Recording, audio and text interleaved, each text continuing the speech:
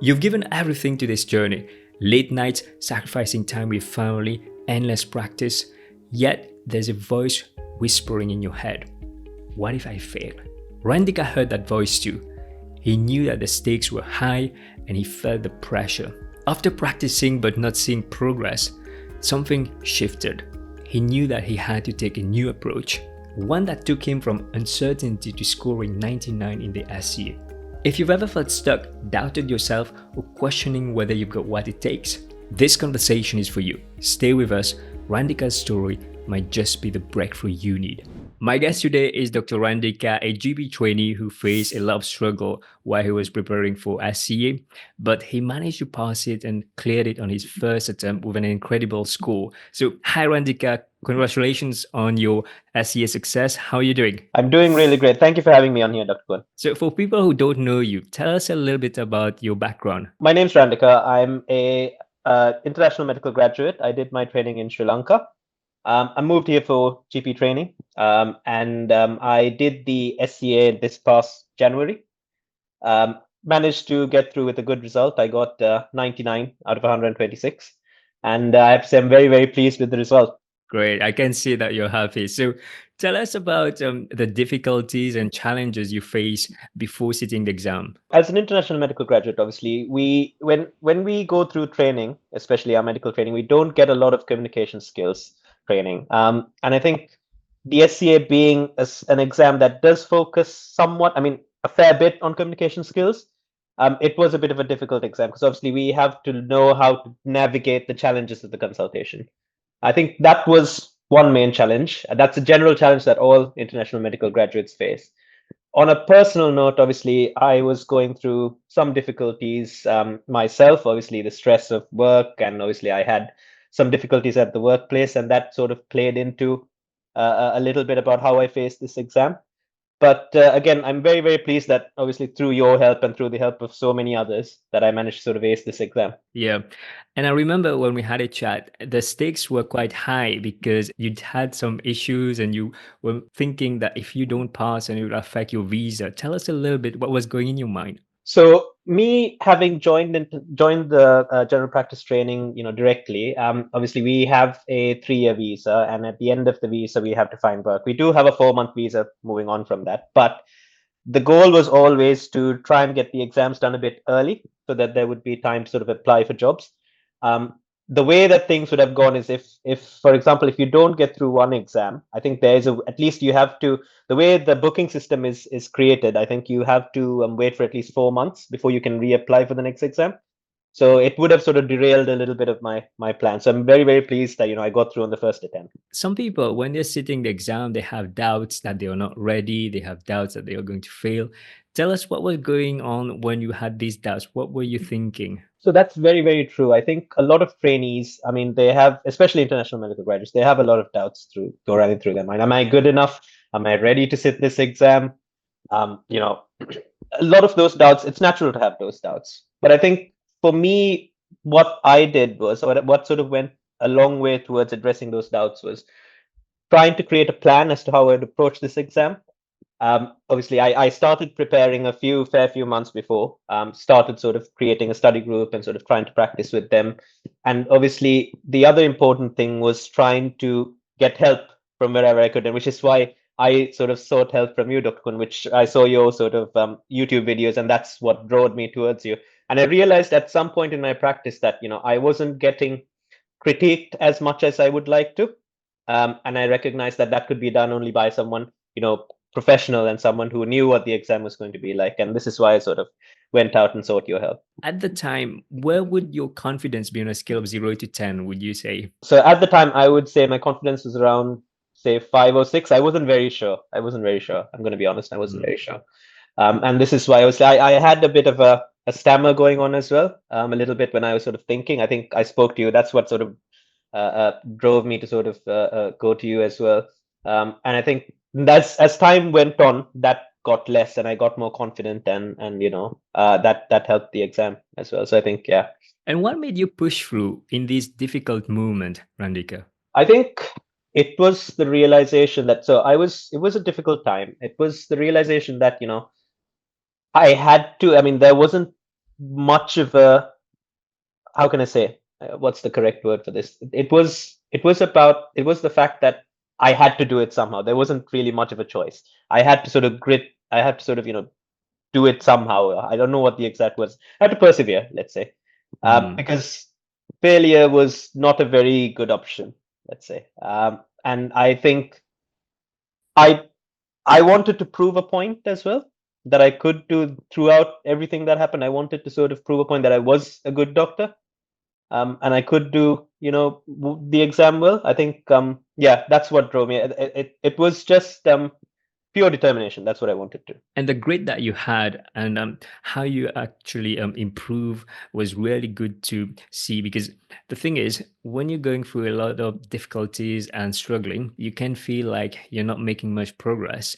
But then, was there a specific moment that you felt, right, I've got this, or I believe I can pass it? So I can't particularly pinpoint a specific moment, but what I can say is that, the important thing that I felt throughout, I felt it was a more of a gradual build-up. There wasn't like an aha moment that, oh, I can do this. I felt every session that, I practiced, every session I did with you, it was a gradual progression to the exam. And I think I didn't feel it even when I did the exam. I didn't, sort of feel like I would pass as well as I did, if you know what I mean. It was a struggle. The exam is meant to be a struggle as well. Obviously there was a lot of negotiation in the exam, and I think I did leave the exam thinking, did I do that properly? I wasn't completely sure, but I think, in the end it was the fact that I persevered. I think, little by little is it's incremental change. I remember you saying that if you do something, if you do at least 1% every day, it does build up over time. So that's the model I think I felt I followed. Sorry. Yeah, so you were very consistent and always improving, and it compounded over time.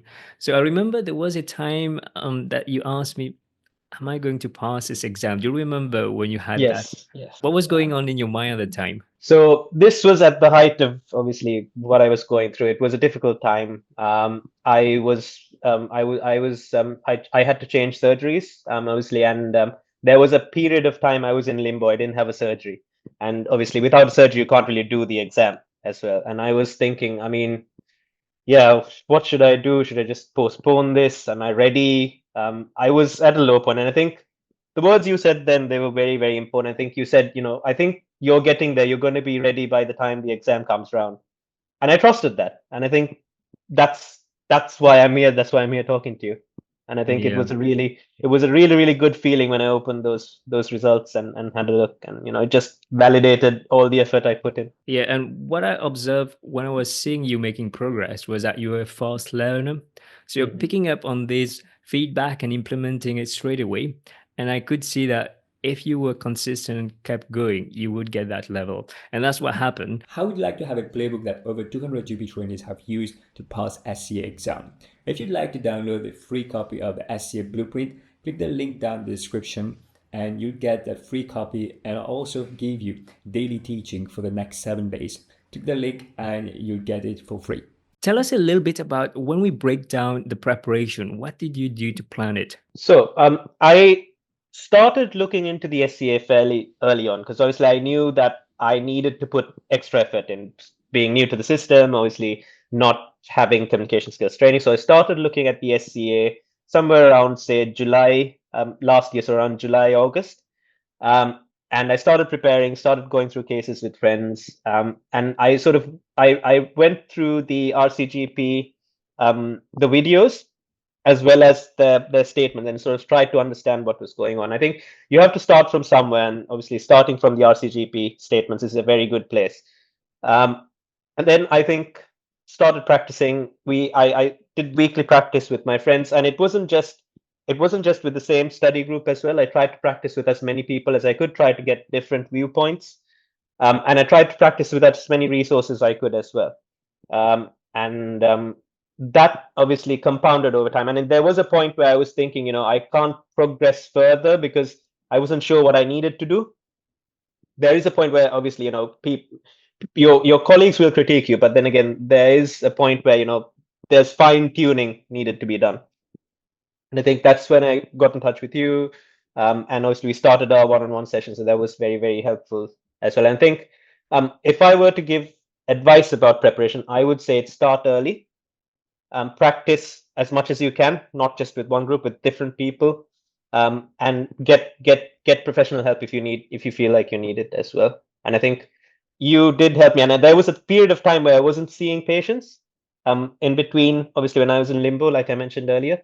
And I think that practice, or the practice I did with you, was very, very helpful. I think I managed to not break my momentum, if you know what I mean. So one of the things that I've noticed is that some people who have problems with stammers, it has an issue on their confidence. Tell us, how did you overcome this problem? So I think the more the re I stammer, so you can perhaps see. I mean, it's not exactly like a particularly fixed stammer, but sometimes when my thought process lags a little bit behind my voice. So I think when I'm not confident, that tends to happen a lot more.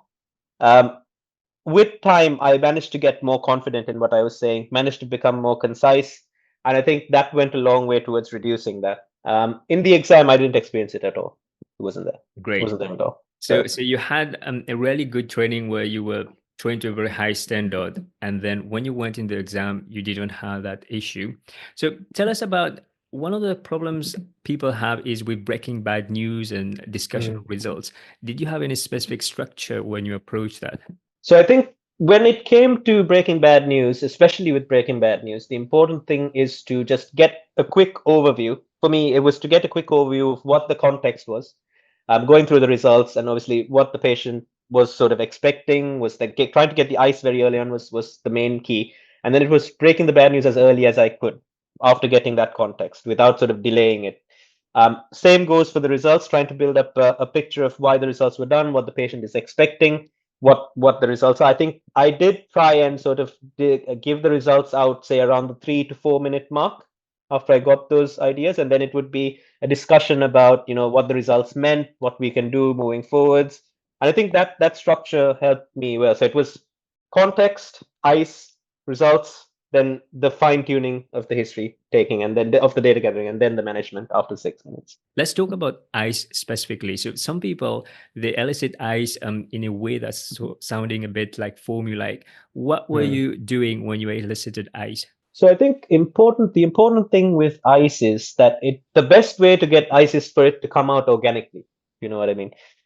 If the patient sort of says, starts the consultation saying, I'm worried about something, then that's the time to explore that. Don't sort of leave that for it. Oh, are you worried about something? Just don't leave that cue. Um, and I think for me it was easy when I sort of explored it organically. So when I explored the worries, then the ideas came out, and then when the ideas came out, you could then go on to the expectations, and it didn't feel like it was a script.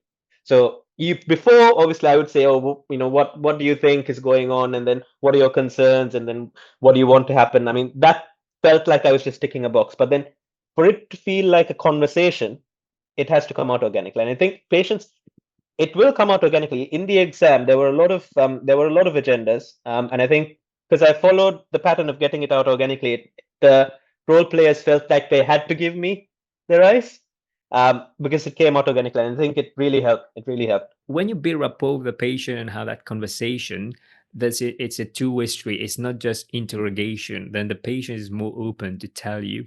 So share with us about the management. What were the things that you did in the management? With regards to the management, I had a structure for the management.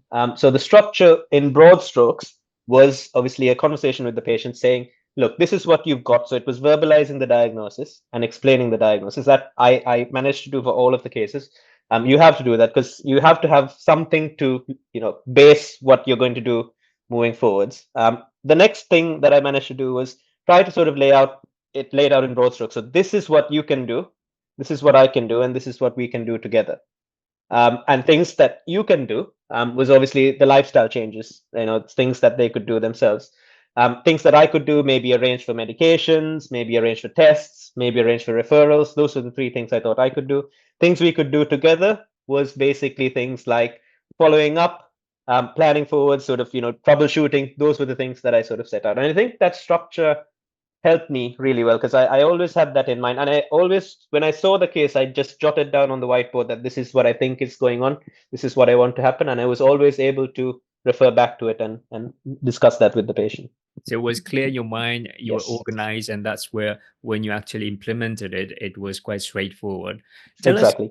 on the day of the exam, like what was the hardest things that you found on the day of the exam? Was it some people they find it's really long day, they're tired? What was your experience? My experience, I have to agree with that. My experience was the stamina. I mean, to be honest, it's a very tiring exam. You do get a lot of brain fatigue towards the end. So the exam is broken up into 6 cases each, and there's a 10-minute break in between. But by the sixth case, your brain is frazzled. I think your structure starts going out the window, and then it's difficult to stick to things. I think it's why you have to try and practice as much as you can. I think try and practice in longer blocks. Try not to just practice one case and then sort of go on to analyze that. Just practice maybe 3 cases in a row and build up that stamina. That is what I was going to say, because yeah, that was very, very difficult. Sometimes I start forgetting what I'm going to ask next. I sometimes had the issue of mixing up what happened before. Thankfully, I managed to sort of not let that affect me. But yeah, there were times that I was mixing up patient details and things, and yeah, no, you have to make sure that you are in the moment and you've forgotten the previous case. That was the most difficult thing for me, I think. When it comes to managing uncertainty, what were the things that you would say were good that you managed to do to manage uncertainty well? So I think managing uncertainty is a very difficult thing to do. Even the best of GPs find it quite difficult.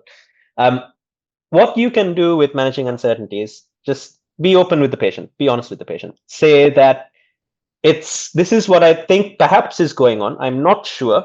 All right. It's not X, Y, and Z. It's not these serious things like X, Y, and Z, because we've ruled that out through the history. But I'm not sure. So this is what we need to do moving forwards.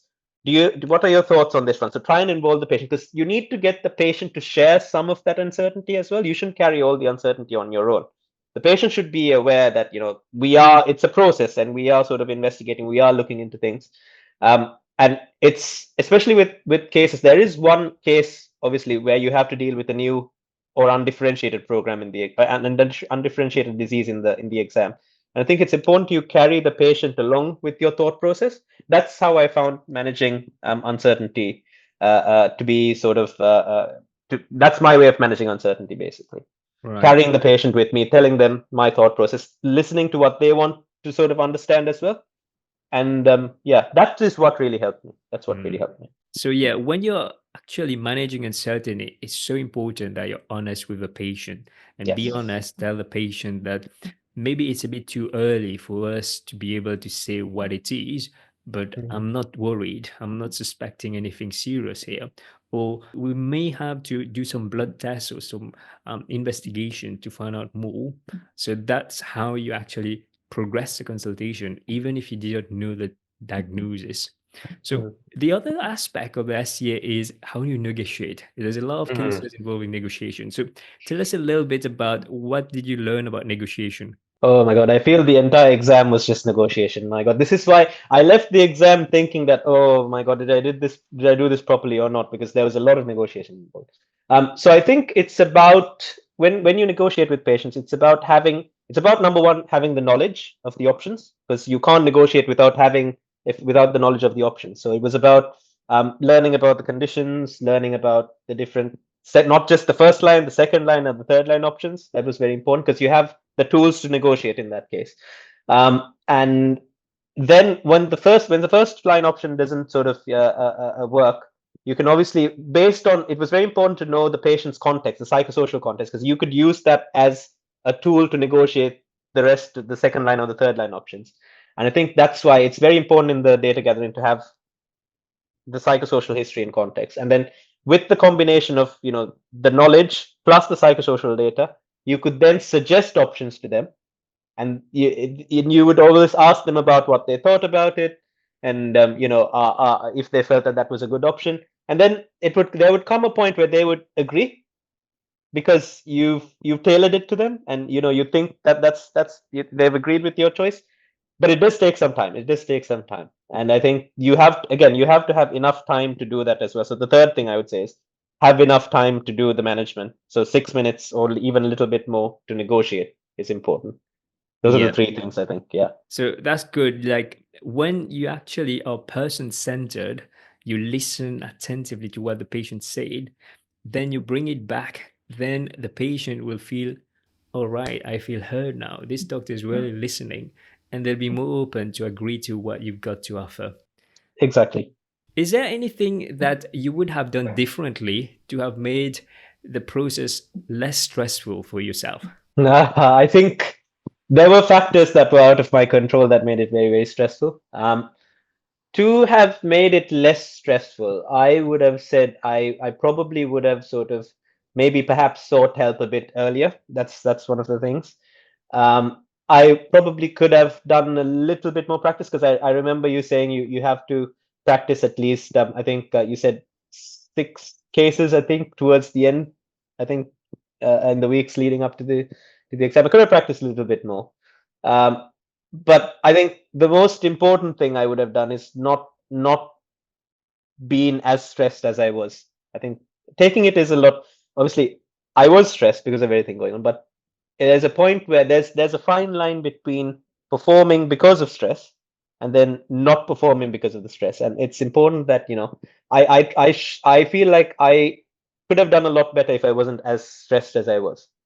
Um, but yeah, I mean, I'm overall happy with in the light of everything that happened and all the challenges I had to go through. I'm very happy with the result, I have to say. So yeah, I'm just glad it's over now. I think it's such a relief when you get the results and you know that you've done it. And I remember you were saying to me, "I want to put this behind me," and Yes. you've done it. So, how was it on the day of the result when you saw the results? So I was actually very, very nervous about the result. There was a lot riding on this, and obviously I was thinking about all the stuff that I went through, and I was just thinking, oh my God, what is it? What is it going to show? If do I have to do this again? I don't think I can. There was a lot of emotion. I'm going to say there was a lot of emotion. And then I opened the results and it was like 99. I was amazed. I was amazed myself. I did not. I looked at it for like a few good minutes and I was like, wow, wow. And then I double checked. I double checked whether my email and everything was correct. And then that's when it sunk in, and then I was just overwhelmed with emotion, and yeah, it was a very, very nice feeling. I've never had that. I mean, I've had previous exams before, but not with the level of challenges that I had for this exam. I mean, the different types of challenges, the level of challenge. Yeah, it was a very, very meaningful result for me. That's what I'm going to say. One of the things you mentioned was that you were quite stressed, but you focus on what you could control instead of dwelling on things you couldn't control. Mm. Tell us a little bit about that. So I think that especially came into play when, like I mentioned before, I was having a difficult time at work, and I was in the process of moving surgeries. I wasn't going to work. I was in the process of moving surgeries, and there was a period of time I wasn't even seeing patients, and I wasn't in a very good place mentally, let's say. And I think during that time, what I did was I focused on what I could control, like you said, and what I could control was getting that practice in, focusing on improving my knowledge, focusing on improving my skills towards the exam. It was an anchor point for me. It was an anchor point. So even though things weren't going so well in other areas of my life, I knew having something to do and having something to work towards really helped me. And I think that's even if you're going through a difficult time, and I'm pretty sure there's lots of people who are listening to this who may be going through a difficult time. I want to say that, I understand you and I hear you, and I think the important thing is no matter what, just try and focus on what you can control. And there's a lot you can do, and I think that's the important thing. Just focus on what you can control. Do that 1% every day, and you'll get there. Absolutely. You might not be able to control all the circumstances, but you have a choice how you can respond to it. Some people might be listening here and thinking, I've got my exam coming up in a couple of months. I don't know what to do. I'm completely stressed with workload and everything going on. What would you say to that person? I would say you're always better than you think. Don't sell yourself short. Everyone has the potential to pass this exam. Um, it's about making those incremental changes. So even if you don't feel like it, just do something. If you don't feel like practicing, read something. build up your knowledge. Do something every day towards the exam. And what I would say is, don't don't sort of think that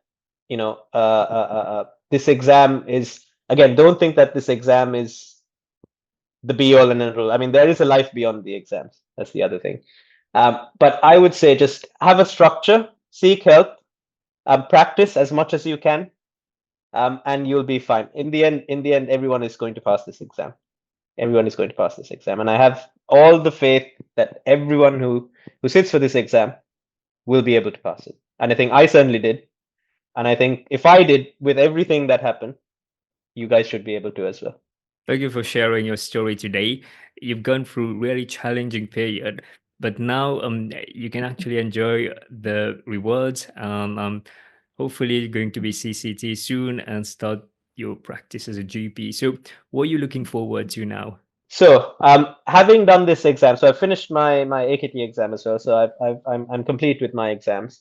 I think now it's about just getting the portfolio just up to date. That's all I need to sort of worry about. I'm going to spend some more time with my wife and my child. I'm really looking forward to that. They're coming over from Sri Lanka because obviously I was a bit stressed with the exam and I didn't ask them to come over. They're going to come over from Sri Lanka. I'm really looking forward to that.